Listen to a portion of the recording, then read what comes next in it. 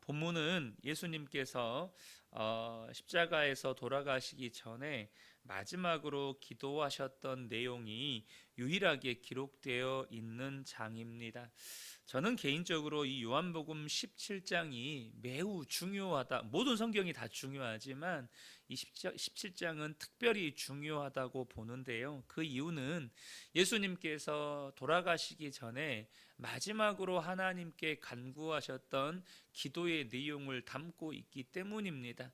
그러니 여러분, 이 마지막 이 기도의 내용 중에는 정말로 제자들의 삶 가운데 이루어지기를 원하는 우리 주 예수님의 얼마나 간절한 소원과 또 하나님의 뜻이 담겨 있겠습니까? 그래서 저는 우리 성도님들이 특별히 이제 다음 주가 고난 주간이잖아요. 그래서 요한복음 27장을 우리 성도님 특별히 더 깊이 읽고 묵상하면서 정말 우리 주 예수님께서 돌아가시기 전에 제자들을 위해서 기도하실 때 정말 그 기도 속에 담겨져 있는 예수님의 마음, 또 하나님의 뜻, 이것들을 더 깊이 묵상하고 또 그것이 마음 가운데 새겨지는 시간이 되었으면 좋겠습니다. 우리가 오늘 이제 금요일까지 이렇게 새벽 예배를 설교로 이렇게 나누다 보니까 내일은 이 17장 하반부를 나누지 않게 되다 보니까 우리 성도님들께서 특별히 나머지 부분도 더 읽으시면서 은혜를 이렇게 누려셨으면 좋겠습니다. 이 기도를 예수님의 대제사장적 기도라고 부르는데요. 이 기도에는 아버지의 영광을 위한 기도, 그리고 제자들을 위한 기도, 그리고 세상에서 제자들의 사역을 위한 기도, 이렇게 세 부분으로 나누어지게 됩니다. 다 살펴볼 수는 없고요. 오늘 본문의 내용을 중심으로 해서 좀 살펴보려고 합니다. 예수님은 하늘을 우러러 기도하시면서 때가 되었으니 아들을 영화롭게 하사 아들로 아버지를 영화롭게 해달라고 기도하십니다. 그것이 이 1절의 말씀이죠. 이 기도는 쉽게 말하면 예수님께서 앞으로 감당하셔야 할 이 십자가 사역을 완수할 수 있도록 도와달라는 간구입니다. 그동안 예수님께서는 아버지께서 하라고 주신 일들을 이룸으로 아버지를 영화롭게 하셨습니다. 그럼 그동안에 아버지께서 하라고 주신 일이 뭐였습니까? 8절을 보면 나는 아버지께서 내게 주신 말씀들을 그들에게 주었사오며 그들은 이것을 받고 내가 아버지께로부터 나온 줄을 참으로 아오며 아버지께서 나를 보내신 줄도 믿었사옵나이다.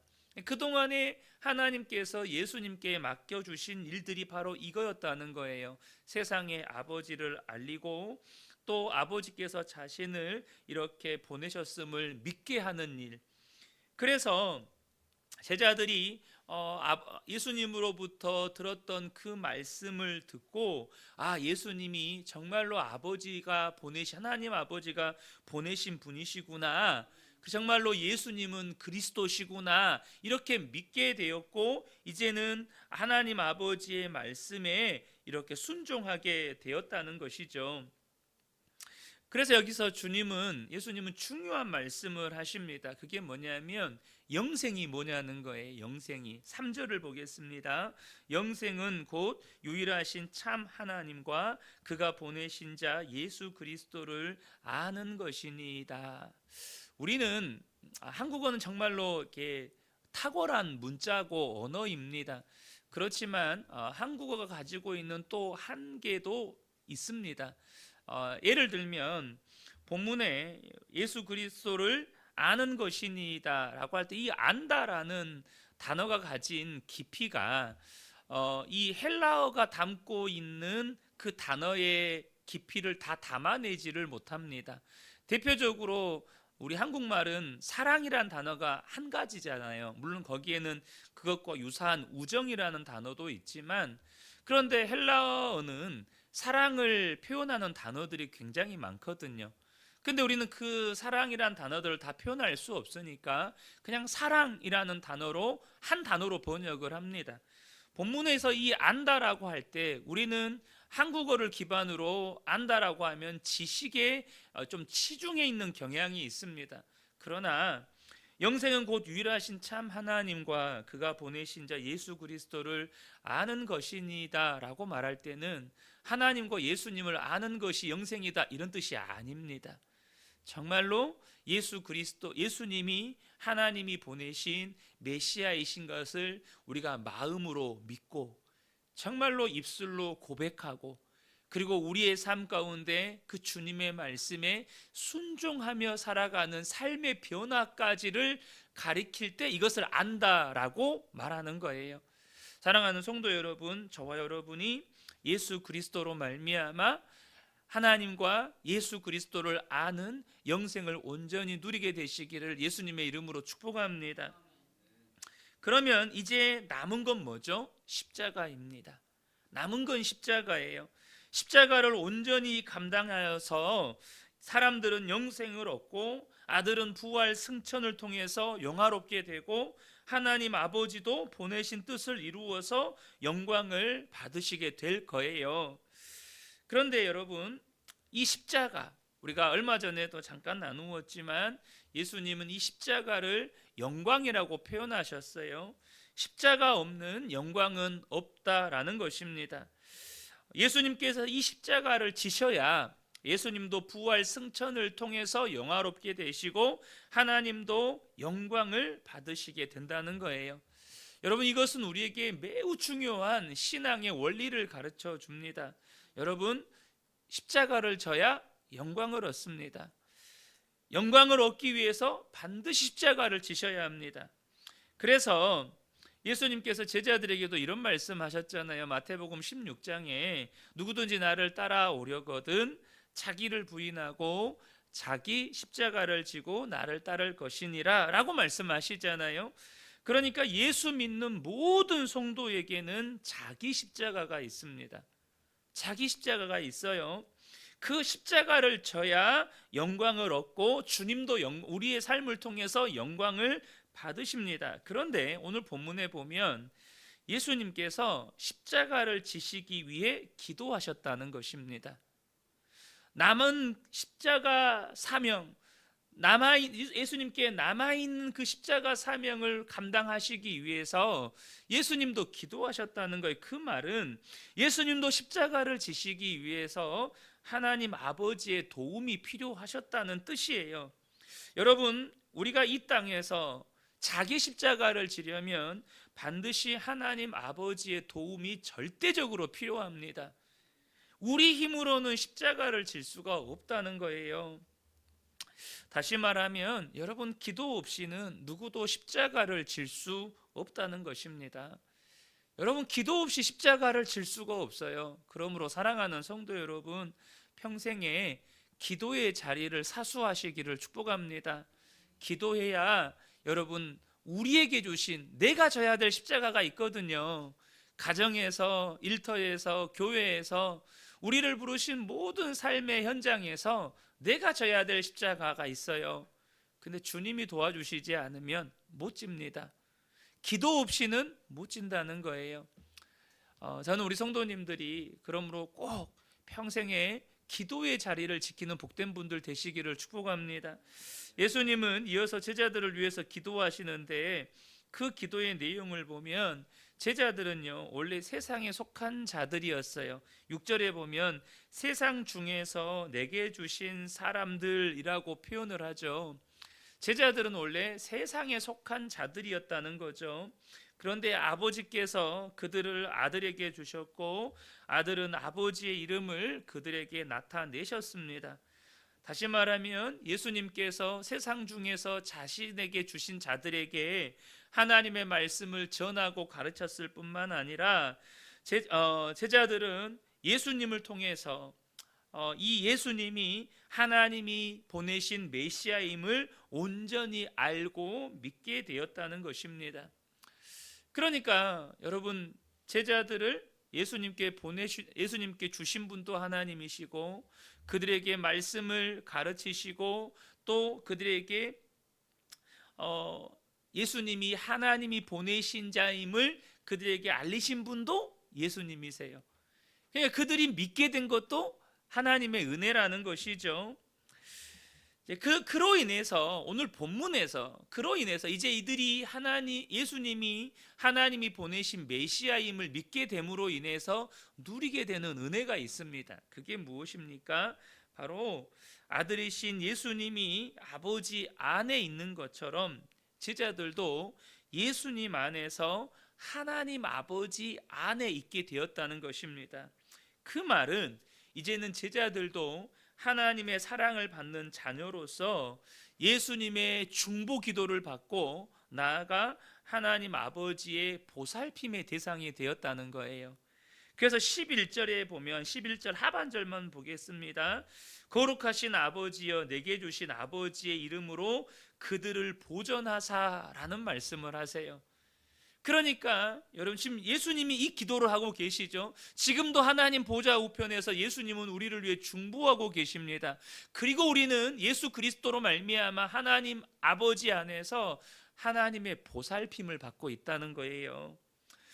우리의 공로나 업적이나 자격이 있어서가 아니고 값없이 예수 그리스도의 기도를 통해서 예수님의 중보를 통해서 얻게 된 지식과 믿음, 순종으로 말미암은 은혜고 특권이라는 것입니다.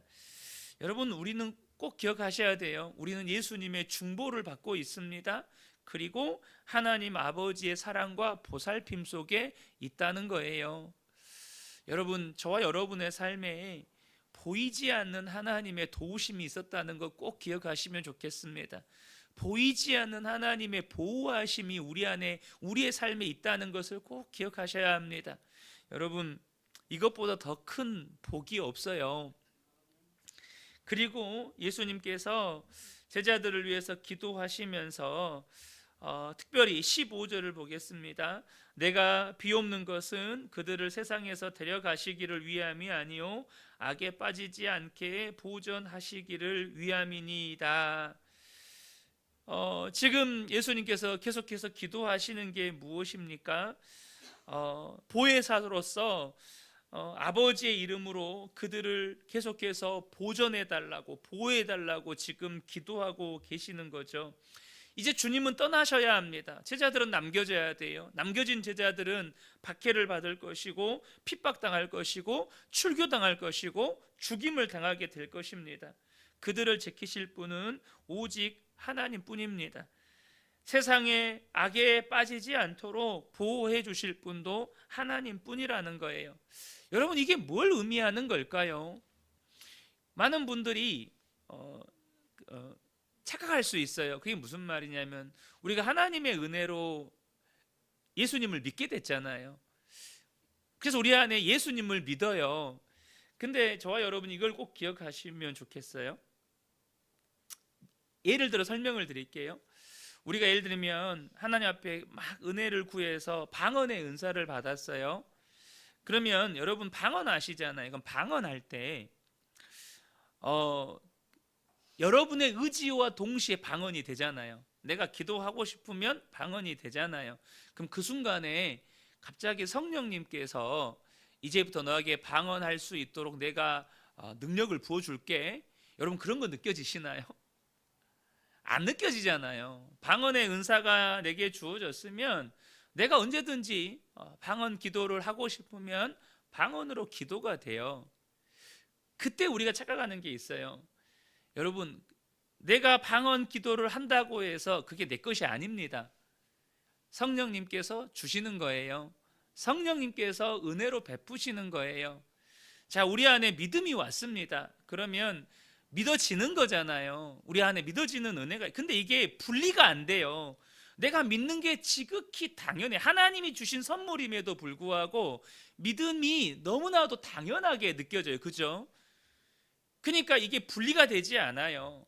그러다 보니까 너무 당연하게 믿어지니까 우리가 예를 들면 방언을 너무나도 이제 당연하게 많은 방언의 은사를 받으신 분들이 그냥 내가 방언 기도하고 싶은 방언이 되니까 이게 가끔씩 우리 안에 착각이 드는 거죠. 이게 내 것이라는 착각이 들어요. 그런데 여러분 꼭 기억하셔야 돼요. 예수님께서 끊임없이 지금 제자들을 보존해달라고 보호해달라고 기도하시잖아요. 이게 무슨 말일까요? 여러분, 하나님의 도움 없이는 믿음을 지킬 수 없다는 뜻입니다. 우리가 하나님의 은혜로 믿음을 가졌고 내 안에 있는 이 믿음이 그래, 성령님께서 네가 이 순간부터 믿어질 수 있도록 도와줄게, 이거는 이 믿음의 주도권은 나에게 있어, 네가 믿고 싶다고 해서 믿는 거 아니야, 이렇게 되는 게 아니라 믿음이 우리 안에 있는 순간 믿음은 내 속에서 뭔가 분리가 되지 않아요. 은사도 내 안에서 분리가 되지 않아요. 그래서 착각하는 게 뭐냐면 내가 믿음을 지킬 수 있다는 착각인 거예요. 당연히 믿어지니까. 여러분, 근데요, 꼭 기억하셔야 됩니다. 하나님이 지키지 않으시면 우리는 믿음을 지킬 수 없어요. 하나님이 붙들어 주셔야 우리의 믿음을 지키는 거예요. 그러므로 여러분, 우리가 이 땅을 사는 동안에 주님의 도우심이 필요합니다. 주님의 보호하심이 필요해요. 믿음 지키는 것도 주님의 은혜가 필요해요. 그래서 요한복음 15장을 보면 주님은 포도나무이고 우리는 가지인 거예요. 주님께 붙어 있어야 우리의 믿음도 지켜지는 것입니다. 이 새벽에 함께 예배하는 우리 모든 성도님들이 오늘 예수님의 이 기도 속에서 정말로 우리가 어떤 은혜를 누리고 있고 또 우리가 그 은혜를 누려가려면 절대적인 주님의 은혜와 도우심과 보호하심이 필요하다는 사실을 깨닫고 날마다 주님 앞에 나아가는 복된 분들 되시기를 예수님의 이름으로 축복합니다.